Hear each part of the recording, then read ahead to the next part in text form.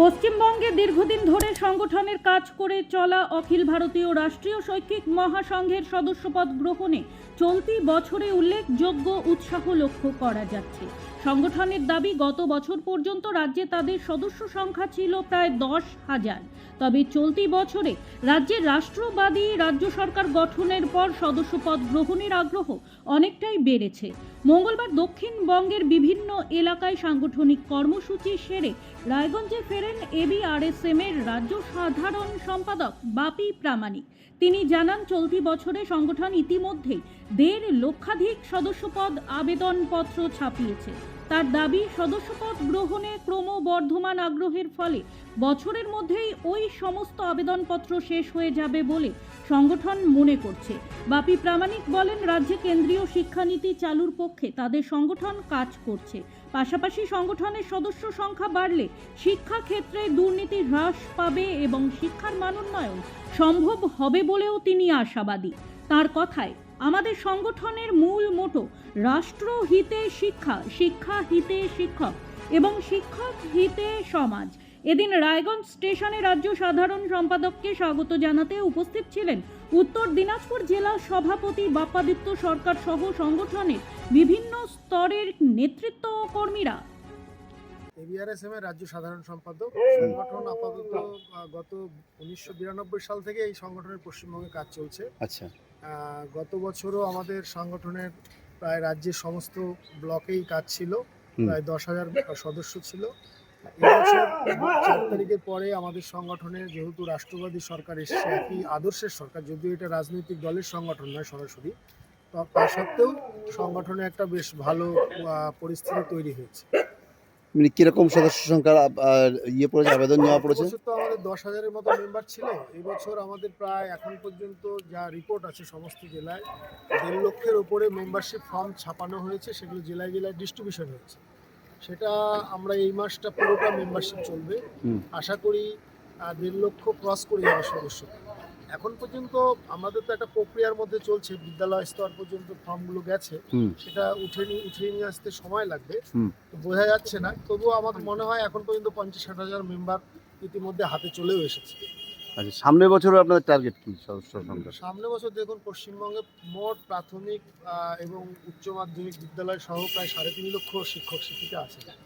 তো আমরা যদি এবার প্রায় 50%-এর কাছাকাছি সদস্য করতে পারি, এবং আশা করি রাজ্যের সমস্ত ব্লক, শুধু নয়, ব্লক, সার্কেল, পঞ্চায়েত লেভেল এবং প্রায় 60% বিদ্যালয়ে হয়তো আমরা পৌঁছে যাব।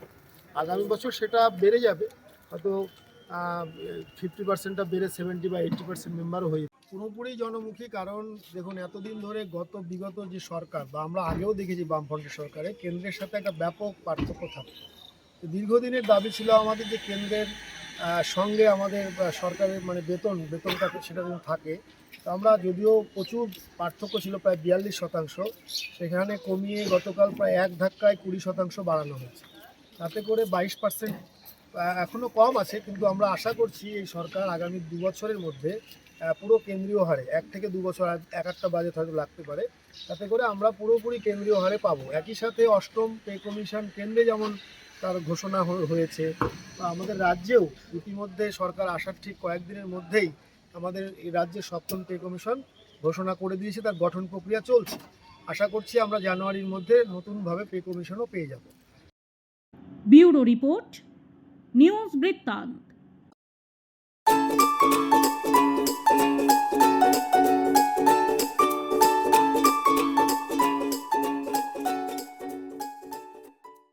Wait, so this was your wedding look? Oh my god, Tammy, you look pretty. Dhaka থেকে যখন আইছিলাম, এ হগল আমার মা আমারে পরাইয়া দিছিল। It's so authentic, Tammy. I will go for this look. But what about my goina? সাদা রঙের রুমালটিতে গোলাপি রঙের কাজ, সব মিলিয়ে দারুণ হবে নতুন কনের সাজ। আমার গয়না আমার শ্রী ঢাকা জুয়েলার্স, আভিজাত্যের গয়না। এবার আর স্বাস্থ্য পরীক্ষার জন্য বাইরে যেতে হবে না, সব বিশ্বমানের পরিষেবা আপনার হাতের মুঠোয়। এক ছাদের নিচে পলিক্লিনিক, ডায়াগনস্টিক ও এক্সপার্ট কেয়ার। অপোলো হসপিটালসের কলকাতা, বেঙ্গালুরু, চেন্নাইয়ের বিশেষজ্ঞ ডাক্তারদের সাথে সব জটিল সমস্যার সমাধান।